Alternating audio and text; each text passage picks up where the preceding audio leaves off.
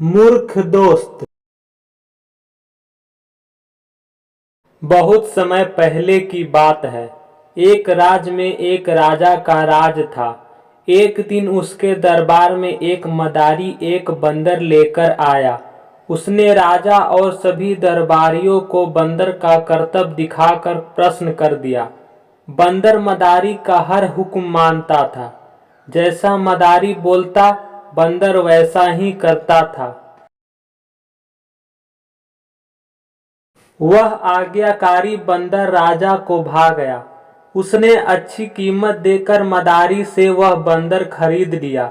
कुछ दिन राजा के साथ रहने के बाद बंदर उससे अच्छी तरह हिल मिल गया। वह राजा की हर बात मानता। वह राजा के कक्ष में ही रहता और उसकी सेवा करता था। राजा भी बंदर की स्वाभिभक्ति देख बड़ा खुश था।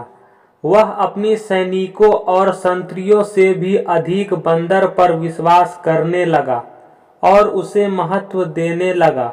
सैनिकों को यह बात बुरी लगती थी, किंतु वे राजा के समक्ष कुछ कह नहीं पाते थे।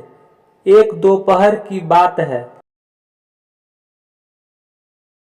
राजा अपने शयन कक्ष में आराम कर रहा था।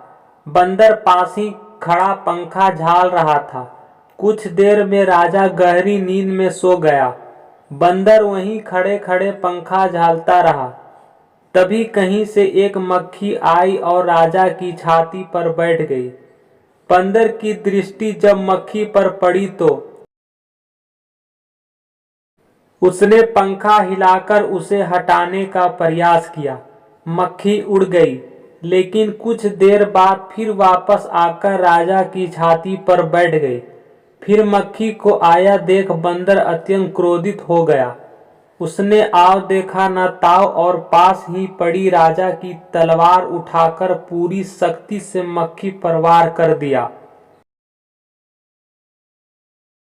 मक्खी तो उड़ गई, किंतु तलवार के जोरदार प्रहार से राजा की छाती दो टुकड़े हो गई और राजा के प्राण पखेरु उड़ गए। सीख: मूर्ख दोस्त से अधिक बुद्धिमान शत्रु को तरजीह दी जानी चाहिए।